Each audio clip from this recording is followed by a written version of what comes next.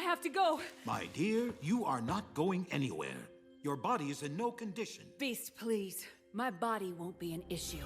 There has been so much going on in just the first 2 episodes. Who or where does the mystery Jean Grey come from? If she's actually Jean, will Storm actually lose her powers for good in this series? And what is happening with Magneto and Rogue? Salutations and fist bumps, folks. Welcome back to The Grid. There's a lot, and I mean a lot, that we have to talk about because these first 2 episodes have been jam-packed with, oh my goodness, so many questions, so many things to get into. Spoilers ahead, so if you haven't seen the episode yet, you might want to do that first, then come on back here, but let's get into it. And fitting as ever, the recap actually starts with Jean's voice. Previously on X-Men. Maybe it's time to think of a life beyond the X-Men? And this recap shows us that, yes, they are definitely going to get into where Jean 2.0 actually came from. As you guys know, I have a whole theory about how she awakened or possibly awakened the clone. And if you want to check that out, check out episode 2. But this also tells us that we may get some more answers about where and how Storm might get her powers back as well. But also in the credits, we also see Bishop show up with his longer hair that he does not have in this first 2 episodes of this series, which, by the way, he becomes way more important to the story in 2 different parts of the episode. First, in the beginning when we uncover the big bad of this episode, and then later as the hero or savior of Nathan Summers. But something that I didn't point out in my first 2 episode breakdowns, note that Morph actually comes into contact with Sinister in the beginning credits. So here it actually makes more sense to look there in terms of what he's going to experience in this episode. Also in the opening credits, you can see that they reanimated a lot of Jean's major points from the first iteration of the animated series. And they also redid Jubilee's running away from the mob from the mall scene in the first episode of the entire animated series as well from the first season. But this time it's Roberto who is actually running from the mob. So it's possible that at one point in this telling of the story, that's where he actually got picked up in the first episode. But it also shows that there's a bigger connection between Jubilee and Roberto in terms of how their relationship will blossom because they experience some of the same things. This episode starts heavy, and I mean with a capital H. And I was possibly partially right about what happens when Jean, or at this point, Maddie Jean, I'm going to call her for the rest of this breakdown. What she does when she uses Cerebro. And actually, I believe that she's awakening the original Jean here so that then by the end of that second episode, she's coming to look for the X-Men. Also something to take note of, that the original Jean Grey has her vital signs very, very high. So that possibly could mean that Sinister was doing some tests while she was still in his lab. And by the time that she reaches the X-Men, she has been tested to the point of a guinea pig. But the Jean imposter, who later is uncovered as Madeline Pryor, or aka the Goblin Queen, she does a scan of the actual Jean's memory and finds out that there are no memories inside of her memory bank. So that further, or at least gives her more credence to think that she is the original Jean, but we find out through Beast's tests that she is not. But notice as she sees Sinister's lab, she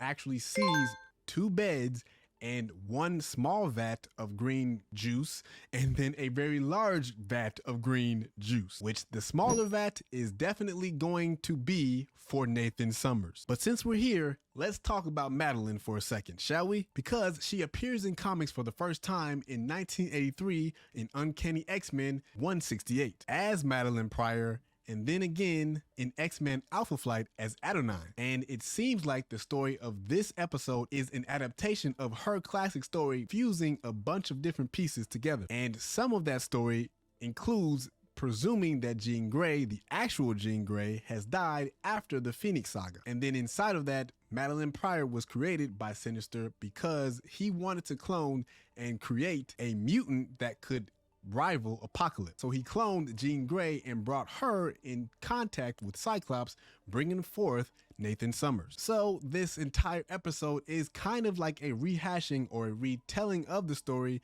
to streamline some things a bit. But as we again see Jean escape from the lab of Sinister, we then again see Crazy Eddie's, which needs its own video if we're going to talk about Crazy Eddie's at all.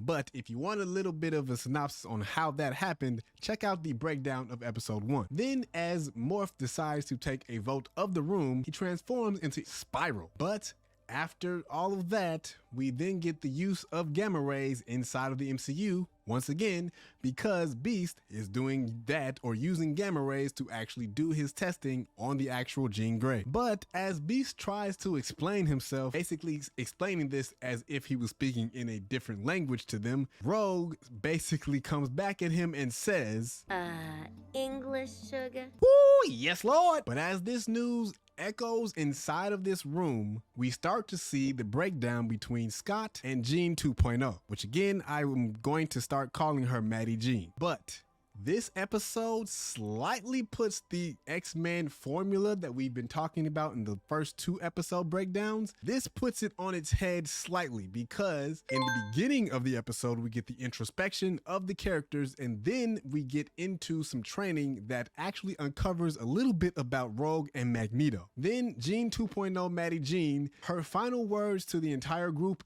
are that Storm would have believed her. Or would she? Because at this point, it is believed by Jean, in this case, that she was the only one that understood her. But in the next scene, we get a little bit more of the relationship strain that Beast's announcement has just caused. Because the announcement now shakes Madeline Jean, or Maddie Jean, to her core. And she's reacting as if any mother would to someone saying that their child is not there. This is also a fast forwarding of the formula as well, because we are introduced to the big bad of this series, Sinister, which he then brings out the dark energy inside of Madeline to uncover again the Goblin Queen. And we find out that she in fact was the clone and took on the mind of the original Jean. Then as Gambit gets knocked over the head with the fact that Magneto and Rogue are really close right now, we are greeted with a barrage of hallucinations individually from the team. And again, this is caused because of what Madeline Pryor is now doing in her bedroom, because Roberto sees his mom disapproving of the fact that he's a mutant. Morph then sees Sinister by way of Wolverine, and Gambit of course sees Magneto and Rogue hugged up together, where that ain't what he wants to see at all. Then, as the ground literally falls from beneath them, we hear Beast quote a few notable fictional books, which again points to his intellect and his pastime of reading. But he speaks about Dante's Inferno and Lewis Carroll's 1870s poem Jabberwock, which also appears inside of Through the Looking Glass. And it's very fitting that he says this in this setting, because in that story and poem, the main character enters a sort of dream world, similar to the one that Goblin Queen exposes here. But another one of my favorite X-Men shows up here and shows off when he asks Scott to beam him up, which then allows him to absorb Scott's rays and then spray those monsters like pest control. But this has actually happened inside of the comics as well, because it happened in Civil War X-Men #4. But somehow Jean the Actual wakes up and brings them back down to a lucid state of mind, even though Goblin Queen was literally steps away from them, who again was created inside the comics after the Dark Phoenix saga, which then suggests that Jean either does die in the animated series or she was encountered by Mr. Sinister before she actually dies or was on the brink of death and then brought back so that he could later clone her, because again, he's a scientist slash doctor. When Magneto and Rogue enter the chat again, Rogue's joke of Stampede of Buffalo reorganizing things inside of the mansion doesn't go over well, because everyone is still trying to figure out what just happened. And then we revisit the moment where Morph actually encountered Mr. Sinister for the very first time in the first iteration of the animated series, to the point that he even goes back to the first character model in the first season. But as he does so, he then further tells the origin story of Mr. Sinister, whose actual name is Nathaniel Essex. Now, when Magneto steps forward to lead the charge against Mr. Sinister, this is the first time that we actually see the words that Beast said in episode 2 actually play out. The safe and sure way to destroy your enemy is to make him your friend. Mark Twain. Because, as we all know, Scott once looked at Magneto as an enemy or a foe, but at this point, he needs him. Then we hear the voice of Toronto-based actor Chris Britton. And dude, he did an amazing job with that voiceover, because I can only stand to hear that man laugh once or twice a day. And twice is really pushing it. And can I just say that the transitions for this entire episode specifically are spot on, because when we do transition from Sinister's lab into the front of his actual castle, flawless. That's all I can say. But later, as we enter inside of his castle, we hear old Maddie Jean quote a popular scripture from the Bible. He's under his control. Better listen. I know not what I do. Or if she does, she really doesn't care. But this is where we start to see more of Nerf Scott come back around inside of this series. And I can't say that I actually like that, because once again, his kryptonite is Jean, and he cannot fight against her no matter the circumstances, even to the point that she is throwing this man into walls. Now, when Madeline Jean Goblin Queen, however you want to call her at this point, turns her sights to Magneto, business just picked up. Because as she's fighting him and hurling things at him from the windows to the walls, she taunts him as being a sort of anti-hero, as if it's a weakness to him. So is he strongest when he's fighting with the X-Men or against them? But at this point, it's really tough to say with just 3 episodes in. So we'll have to just see. But she wrecks this man without breaking a sweat. And this is also the first time that we visibly see blood splatter in this series. Once or a few times from Magneto, and then again from Goblin Queen. And yet again, Nerf Scott shows back up and starts fighting with his heart instead of his head. I'm sorry. I didn't want to. What? Shoot that woman. And even when he does shoot her, he apologizes as if that's going to help anything. She's trying to kill you. Now let's fast forward to Logan and Jean, and as we do, we plot thicken the triangle of their love triangle a little bit more, because Logan is playing up the fact that she does not have a whole lot of memory in terms of being with Scott. So he tells her to focus on his mind instead, to show all of the love letters that are actually hanging inside of there. And it actually slightly works a little bit, until she remembers Scott, because when she realizes that Scott is in trouble, she snaps out of everything that was going on with her and Wolverine and curves Beast's instruction to the point of saying, "Look, boy, I got this, move out the way." And at this point, she's back. Oh, boys! I'm back! But this moment then brings us through the mind of Jean, so that we can uncover more of her origin story, to where she actually meets Professor X for the first time, and also where we really uncover the meaning or why she does now use her powers, or why it actually has a little bit more of hurtful feelings sometimes for her, because she lost her best friend when she actually uncovered it. Jean and Goblin Queen then go further into the represses of her mind, to the point where we do slightly uncover that maybe she was the Phoenix inside of that era. Or at least at this point, her memory says that she was or should be. So yet again, I say that it might be safe to say that she was swapped in between or right at the brink of her death during the Dark Phoenix saga, or inside of the Phoenix saga in general, and Sinister intercepted her. Later, again, cloning so that we now have Madeline Pryor. Then as Scott and Madeline take on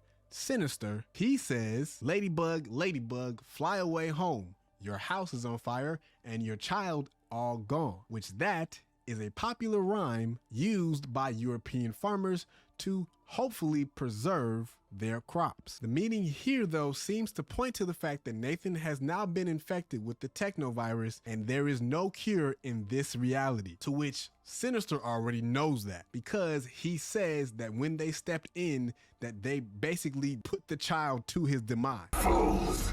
You have doomed the boy! But this then leads us back to Beast's lab, where Scott has now made up his mind that he is not going to be like his father. Then 5 minutes, not even 5 minutes later, this man decides that he cannot be in the room when his son is going to be transported to another time and space. Bruh, you just said that you didn't want to be like your father, and you are just like, never mind. But we are then officially introduced to Madeline Pryor when her and the actual Jean come to have a heart-to-heart in the front of the mansion. The final sequence that we see with Madeline Pryor handing Nathan off to Bishop helps again to streamline Nathan Summers' origin story in this series, where before we kind of glossed over a little bit of his story to get to actual action so that we can just place him inside. But this actually tells us a little bit more of how we got there. And it actually gives us more to actually see of his story than just being told. And oh, Storm's back! Yay! Yay! Yay! Yay! Because this episode ends with her meeting Forge. And if you don't know who that is, she actually does have a different love interest inside the comics than just T'Challa, which these events actually happened inside of Uncanny X-Men 186 after none other than Gyrick shoots Storm with a neutralizer gun. And as you can already see, I'm colored excited yes again because my favorite X-Men is coming back with full powers, I think. I hope. Please do it. But episode 3, an emotion fest to say the least. I mean, it was filled with a bunch of producer stank faces from this guy right here and a whole lot of yeesh. But if you're so inclined as to keep going on down this memory lane that we've been traveling down, go ahead and hit this playlist. And if you want to speed run back from the beginning of the episodes to the present, go ahead and hit this playlist. And until then, y'all be smooth. Blurt out.